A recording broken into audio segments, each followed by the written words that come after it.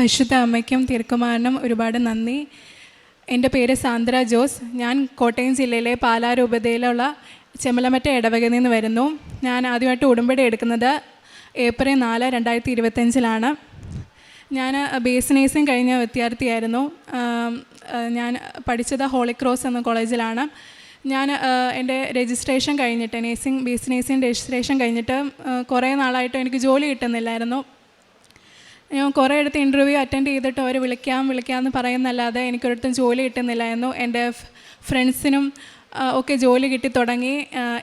എനിക്കാണെങ്കിൽ കിട്ടുന്നില്ല. എനിക്ക് ഒത്തിരി വിഷമമായി. പലരും എനിക്ക് റെക്കമെൻഡ് ചെയ്യാമെന്നൊക്കെ പറഞ്ഞിട്ടും ഒരിടത്തും കിട്ടുന്നില്ലായിരുന്നു.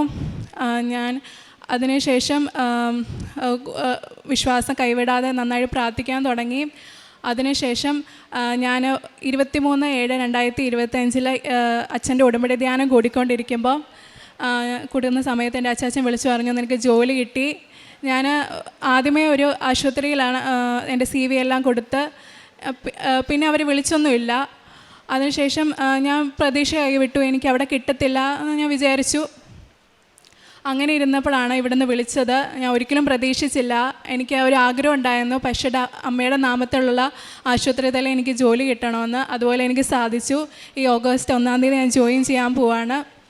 അതുപോലെ എനിക്ക് വീടിൻ്റെ അടുത്തുള്ള ആശുപത്രിയിലും കിട്ടണമെന്ന് ആഗ്രഹം ഉണ്ടായിരുന്നു. അതുപോലെ എനിക്ക് സാധിച്ചു.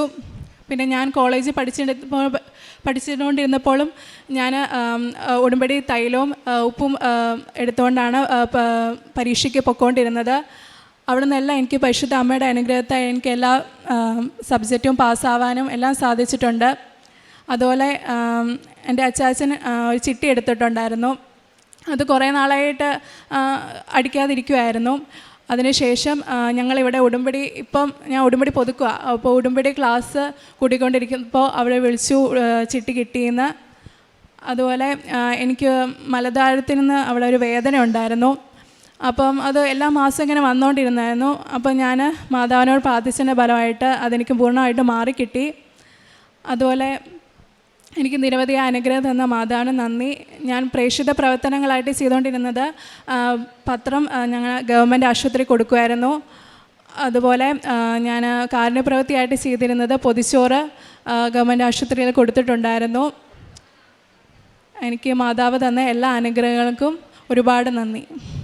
സുഭാഷിതങ്ങൾ 23:18 തീർച്ചയായും നിനക്കൊരു ഭാവിയുണ്ട്, നിൻ്റെ പ്രതീക്ഷയ്ക്ക് ഭംഗം വരികയില്ല.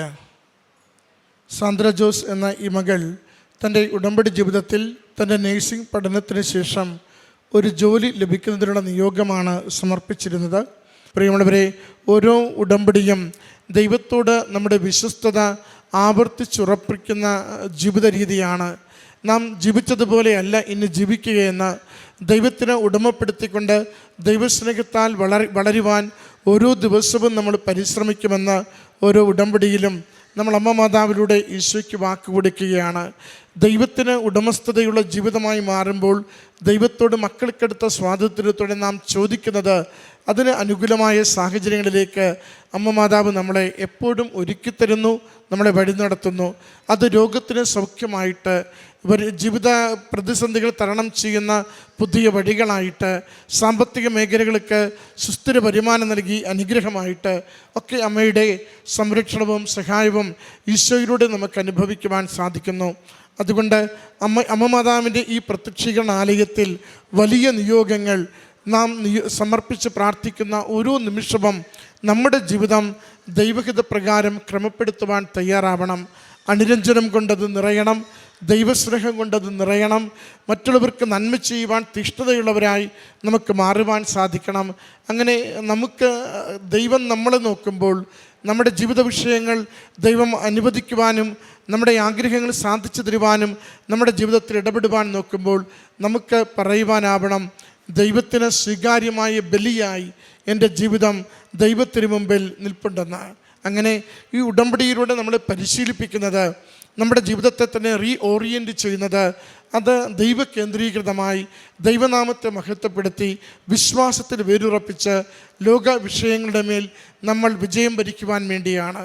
അതുകൊണ്ട് ലോക വിഷയങ്ങളുടെ മേൽ ദൈവശക്തി പ്രകടമാകുവാനാണ് ഉടമ്പടിയിലൂടെ നമ്മൾ നമ്മുടെ ആത്മീയ തലങ്ങളെ ശാക്തീകരിക്കുകയും നമുക്ക് ലഭിച്ചിരിക്കുന്ന ഈ ജന്മവും ജീവിതവും ജീവിത സാഹചര്യങ്ങളും മറ്റുള്ളവർക്ക് നന്മ ചെയ്തും ദൈവത്തെ പകർന്നു കൊടുത്തുകൊണ്ടും ലോകത്തിന് സാക്ഷ്യമായി നമ്മൾ മാറുന്നത്. നമുക്ക് ഉടമ്പടി കൂടുതൽ സ്നേഹത്തോടും വിശ്വസ്തയോടും കൂടി ജീവിക്കാം. ഈ മകൾക്കും കുടുംബത്തിനും ലഭിച്ച ഈ നന്മകൾക്ക് അമ്മ മാതാവിനും തിരുക്കുമാരനും നന്ദി പറഞ്ഞുകൊണ്ട് കരങ്ങളടിച്ച് ഈ സാക്ഷ്യം നമുക്ക് സമർപ്പിക്കാം. അത്യപൂർവ ദൈവാനുഭവങ്ങൾ ഇനി നിങ്ങൾക്കും സ്വന്തം. ഈ യൂട്യൂബ് ചാനൽ ഇതുവരെ സബ്സ്ക്രൈബ് ചെയ്തിട്ടില്ലെങ്കിൽ ഇപ്പോൾ തന്നെ സബ്സ്ക്രൈബ് ചെയ്യുക. ഈ വീഡിയോ ഇപ്പോൾ തന്നെ നിങ്ങളുടെ സുഹൃത്തുക്കൾക്ക് ഷെയർ ചെയ്തുകൊണ്ട് കർത്താവിൻ്റെ പ്രേക്ഷിതരാകുക.